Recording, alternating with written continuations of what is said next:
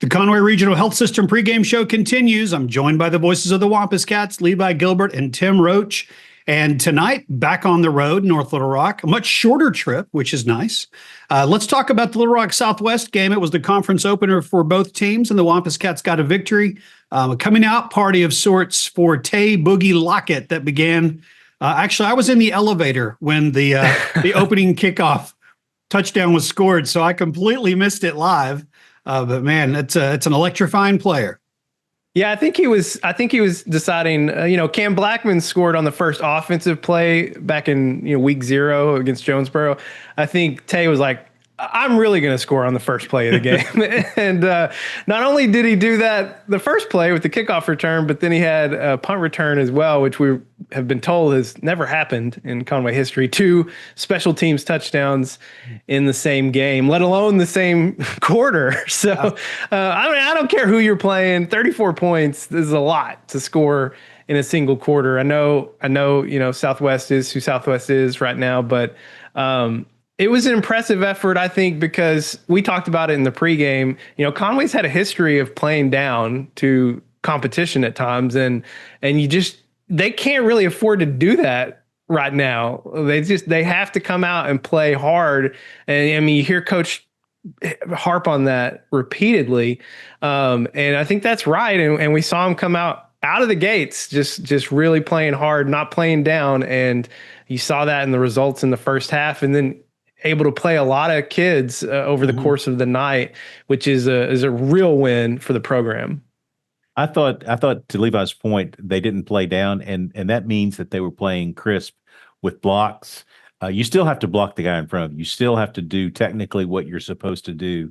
And I saw guys making the right reads and making the right plays and getting the edge where we may have suffered some historically. And we made some great plays, and we had a couple of spots there, but that's going to happen throughout a football game. I don't care who you are. You're going to give up a play or two, but that's really about it. Everybody else really played crisp. And when you're doing that, that means you're focused, even though you know going in that you're going to beat this bunch. They played crisp, and I like the mentality that they came with against Southwest. So no concerns over the 21 points allowed to a team that's struggling like Southwest is? Not for me. Okay. Levi, your concerns are legendary. So, yeah, I mean, I used to have a whole segment on it. Yeah, you did. I do. I think the touchdown they scored in the first half was a little frustrating, but then they were all frustrated about it, I'm sure. But they came right back and scored again. But Southwest has athletes. I mean, they do. If you and all their plays really in the first half, everything positive, or they were big plays because we missed a tackle or we didn't have containment. And so these are things that are fixable. So I don't think it's things to, maybe you get a little concerned because of who we're playing this week, but they're things that you can fix.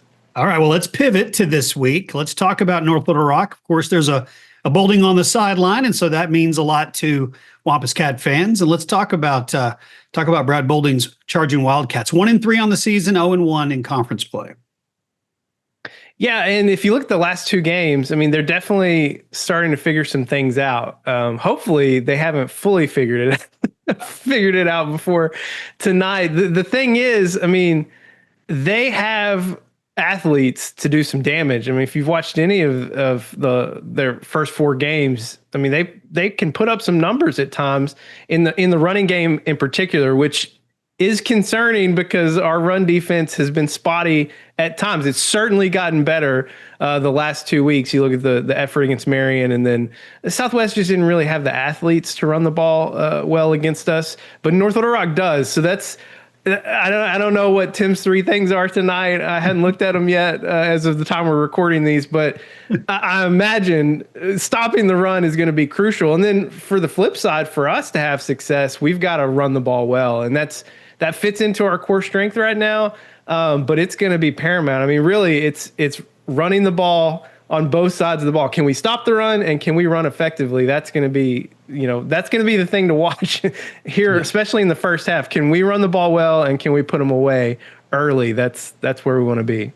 Well, coaches don't play the game, But Buck James knows how, and he knows how to play the game, but he doesn't get to play on the field. Neither does Brad Boulding. It's against the rules. I happen to know that, looked at it, but he knows how to coach as well. I mean, obviously the guy knows how to coach. He's a legend in terms of his success at the high school level. So while he can't play, he can motivate his guys, and he can have his guys try to be in the right spot. Now, the question is, with the new system that he's brought in and what he wants to do, can that translate this early in the season? I don't know. In some cases, it will. When they do break a run and they will pop one or two, it'll be on the outside. And if they get behind us, they can score very quickly. That there is no doubt. The question is going to be consistently. Can you do it over the course of the entire ball game? When we take away that edge, can you do it in the middle? I don't know if they can. So it's going to be one of those things where they're still very good. They're being coached by a great coach. Yeah. And so they're going to have some great plays, but can they do it throughout the full game? I don't know. That's what I'm hoping against. I'm hoping that they do not have success late in the ball game and that we're able to take them out of what they do. I will also say this. I don't want to play them at the end of the season. Now, it could be that they let go of the rope if things don't go their way the next few games. Okay. But if they continue to fight, they're going to be much better by the end of the season, and I don't want to play them then. One player that we are still going to be without this week is our starting quarterback. Wesley Tapp is still sidelined, but looks like the news is good about him making his way back. Let's talk about Ryder Cook. I thought he threw the ball really well last week and commanded a lot. I loved the little option pitch that he did early on in the game. And so his improvement has been noticeable, I think, over these last couple of weeks. Yeah, I'm glad you mentioned that, because that is something I really wanted to talk about. Is he threw the deep ball as good as we've seen him do in that game. Again, I understand it's Southwest. It's a little different. They were playing man coverage out there, and we went for it. We went for it a couple times and connected a couple times. That was encouraging to me, because you're going to have to be able to throw the ball deep to keep defenses honest, and so they're not loading up the box and making it harder for us in the run game. So I felt like they were kind of opening it up a little bit more. I feel like every week we see Ryder Cook out there, we're going to see the offense open up a little bit more, give him a few more things to work on, a few more tricks to try out. And that was encouraging to me, to see him try and go deep on more than one occasion.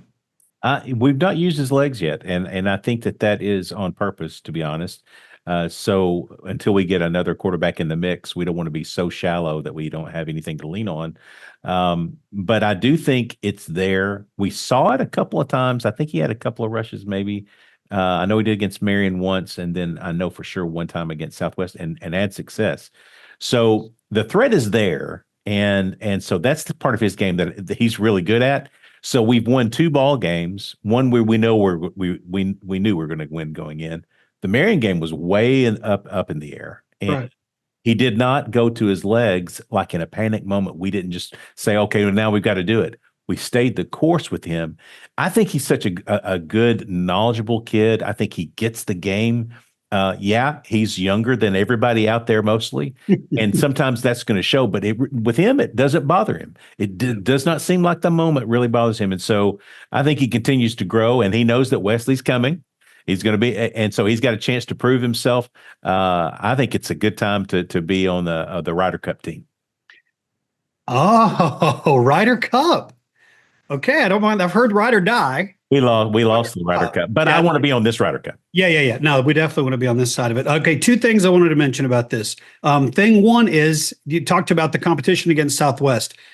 It doesn't matter. It's difficult to put a 40-yard pass on a receiver's hands if the stadium's empty and there's no defense at all. So that's impressive that he's doing that.